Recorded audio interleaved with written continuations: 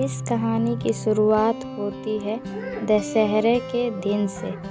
पूर्णिमा अपनी दोस्त के घर रावण दहन देखने के लिए जाती है, जहां उसकी मुलाकात उसकी दोस्त के चचेरे भाई हेमंत से होती है। दोनों एक दूसरे को जानते हैं और फिर दोनों की दोस्ती हो जाती है।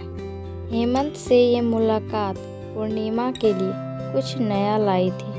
अब तो हेमंत से पूर्णिमा का मिलना जुलना बढ़ गया और कुछ दिन बाद और देखते देखते वो दोनों अच्छे दोस्त बन गए।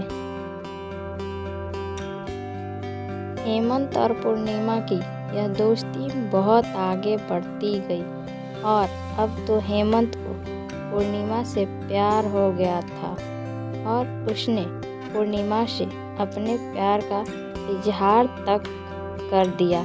हालांकि पूर्णिमा थोड़ा असहज हुई, क्योंकि उसके जीवन के इस खालीपन में ऐसा पहली बार हुआ था कि किसी के वह इतने करीब आई थी और उसका प्यार का इजहार उसके सामने करना, यह सब नया था पूर्णिमा के लिए। पूर्णिमा ने तब तो कुछ नहीं कहा। बाद में हमेशा हेमंत के बारे में सोचती और अपने मन में ख्वाबों को बुनती रहती। कई बार तो उसने यह बात हेमंत से भी साझा की और जो बात आगे बढ़ी तो पूर्णिमा के इस खालीपन की जगह पर हेमंत का ऐसा असर हो गया था कि अब तो पूर्णिमा को भी हेमंत से प्यार हो गया। अब दोनों की प्यार परवान चढ़ने लगी थी और दोनों के प्यार की ऊंचाई आसमान छूने लगी थी। बात लोगों तक पहुंच गई थी और बात इतनी बढ़ी कि खबर का दोनों के परिवार के दहलीज तक आ गई थी। बात जब पूर्णिमा के परिवार तक पहुंची तो पूर्णिमा के परिवार वालों ने पूर्णिमा को काफ़ी समझाया। परिवार की मान मर्यादा, इज्जत व ना जाने कितने कितने ताने दिए। कई बार तो परिवार के लोगों ने पूर्णिमा के ना मानने पर उसे मारा तक, उसे शारीरिक और मानसिक रूप से प्रताड़ित किया। पर कहते हैं ना, प्यार के लिए यह बहुत छोटी सी चीज़ है और शायद इसीलिए पूर्णिमा का प्यार के सफ़र में उसका कदम का पीछे ना हटना इसकी गवाही देती है। सामाजिक रूढ़िवादिता व परिवार के लाख कोशिश करने के बाद भी जब ये रिश्ता नाकाम होता नहीं दिख रहा था तो इन दोनों के पक्ष में एक दलीलें थी कि दोनों एक ही जाति व समाज से थे। जब दोनों के इस रिश्ते को नामंजूर करने की सारी कोशिशें नाकाम हो गई तो दोनों की सगाई करवा दी गई। इसे पूर्ण रूप से दोनों के प्यार की जीत तो नहीं कह सकते, पर हाँ, यह एक पड़ाव तो जरूर था। शारीरिक व मानसिक प्रताड़ना से छुटकारे का ये एक पड़ाव तो जरूर था। समाज के लोगों से मिलने वाले ताने का और ये एक पड़ाव तो जरूर था उनके मिलने जुलने पर लगी हुई पाबंदी का। बहरहाल दोनों अब एक ऐसे रिश्ते में बंध चुके थे जहां वो अपने शादी के और आने वाले कल के, जिसमें वो साथ होंगे, एक ख्वाब संजो रहे थे। पर कहानी का यह सफ़र यहाँ पर ही ख़त्म नहीं होता। कहते हैं ना, नियति जिंदगी के पड़ाव को कब आखिरी पड़ाव बना दे, यह कोई नहीं जानता। कल गणगौर है। आज पूर्णिमा बहुत खुश थी कि कल गणगौर है और हेमंत उससे मिलने आने वाला है। बात थोड़ी सामान्य होने लगी थी और घर के लोग भी थोड़े बहुत खुश हैं। पूर्णिमा खुद को संवारती है, बार बार आईने में खुद को निहारती है। आज बहुत खुश है, मानो चकोर को चांद से मिलने के सारे विघ्न खत्म हो गए हो, सारे इंतजार खत्म हो गए हो। हालांकि अब तो इंतजार था कल का। पूर्णिमा के लिए ये पल मानो एक दिन का नहीं, हजारों हजारों वर्षों का था। वह प्रतीक्षा में एक एक पल को बड़ी ही कठिनाइयों से बिता रही थी, लेकिन मन में मिलने की उत्कंठा व आशा थी। पर आज वह बहुत खुश थी। वहीं दूसरी ओर हेमंत पूर्णिमा से मिलने के लिए अपने यहाँ से निकलता है और दुर्भाग्यवश रास्ते में हेमंत के साथ एक दुर्घटना हो जाती है और उसकी मौत हो जाती है। इस बात से बेखबर पूर्णिमा उनके लिए प्रतीक्षारत है। पूर्णिमा के परिवार वालों ने पूर्णिमा को यह बात नहीं बताई। इधर हेमंत अंतिम यात्रा पर चलने को तैयार है। उनका दाह संस्कार होने वाला है, तो उधर दूसरी ओर इन सब से अनजान पूर्णिमा उनके इंतजार में व्याकुल है। उसका मन बेचैन है अपने हेमंत से मिलने के लिए। शायद अंतिम यात्रा में वह हेमंत के साथ हो सकती थी, क्योंकि हेमंत अब इस सफ़र से लौट बहुत दूर जा बैठे हैं। हेमंत का दाह संस्कार हो जाता है, किंतु पूर्णिमा अपने हेमंत के इस आखिरी सफ़र और उसके लिए आरंभ एक दर्दनाक सफ़र से अब भी अनजान, एक कभी ख़त्म ना होने वाले इंतज़ार में ही रहती है। इधर हेमंत की मौत की खबर से अनजान जब पूर्णिमा को उसकी मौत की खबर मिलती है, तो पहले तो वह इस बात को स्वीकार ही नहीं कर पाती है। वो ये सदमा बर्दाश्त नहीं कर पाती है।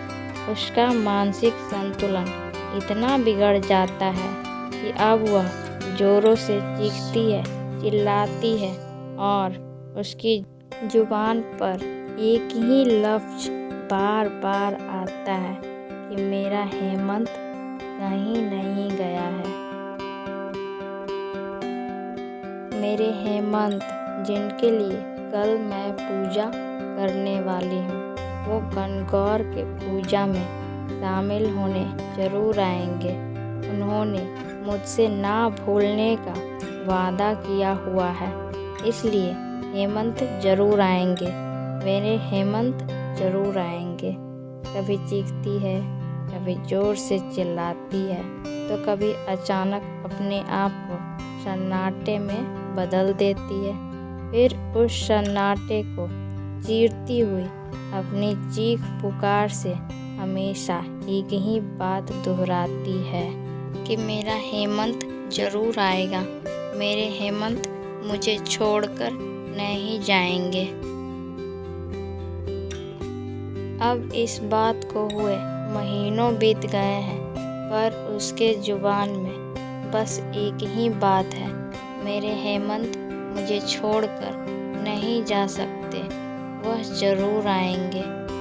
इन सब के बीच परिवार के लोग व समाज के अन्य लोग जो इसके प्यार को नाकाम करने में अपनी तमाम कोशिशें कर चुके थे, वह लोग जो कभी न जाने कितने ताने सुनाया करते थे, तो कभी तानों की बरसात कर दिया करते थे।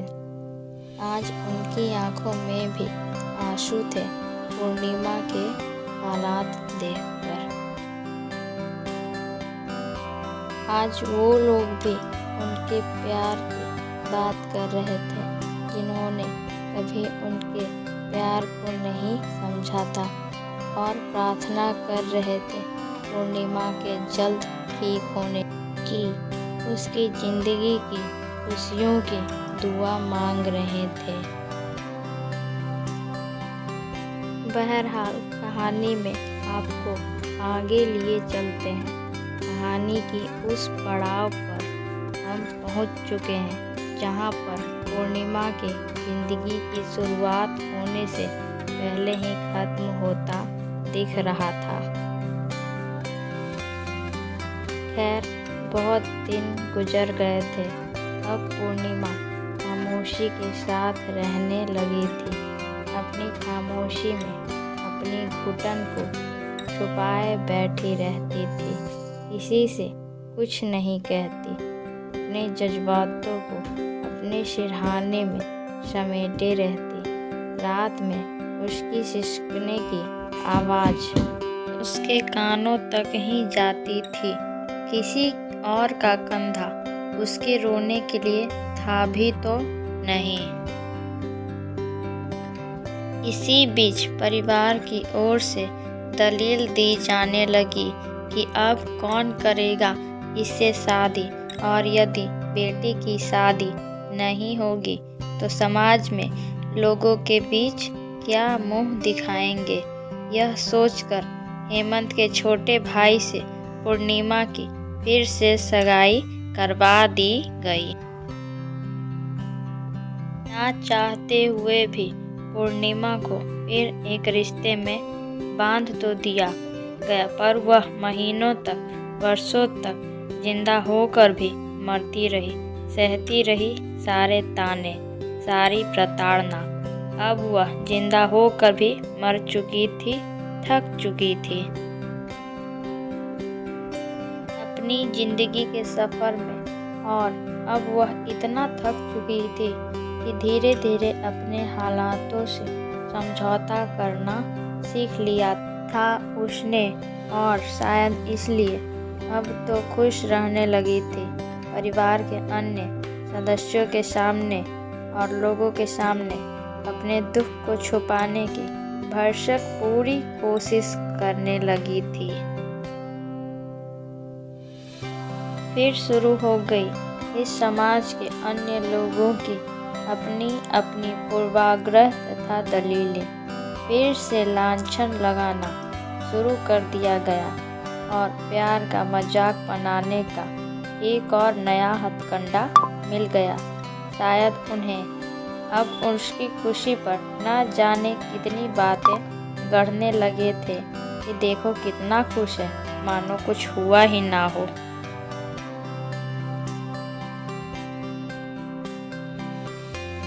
ध्यान रहे, ये वही लोग हैं जो कुछ ही समय पूर्व पूर्णिमा के हालातों पर आंसू तक बहा रहे थे और भगवान से प्रार्थना की थी कि उसके जल्दी ठीक होने की। आज वही लोग इस पर चरित्रहीनता के आरोप मढ़ रहे थे। इन सभी बातों ने उसके जीवन में पुनः वही सारी विपदाओं को ला खड़ा किया जो उसने पहले देखी थी। मानो उसके जीवन में दुखों का साया फिर से आ गया। उसके हंसते खेलने वाले जिंदगी में फिर से दुखों का बवंडर आ गया। अब वह फिर से टूटने लगी।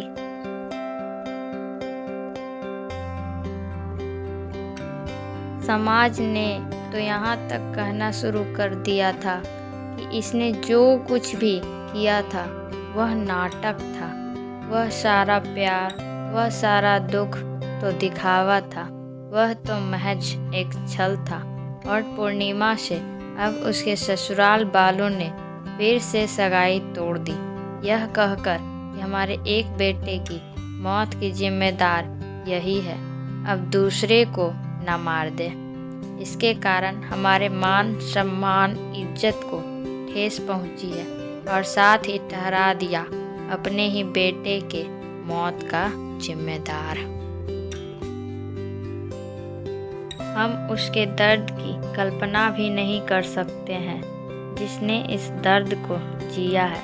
मैंने मात्र देखा है उसे ये ज़िंदगी जीते हुए और मैं बहुत आहत हूँ लोगों की, समाज की व परिवार की ऐसी मानसिकता को देखकर। और जिसने ये सब सहा है उसकी मनोदशा कोई नहीं समझ सकता।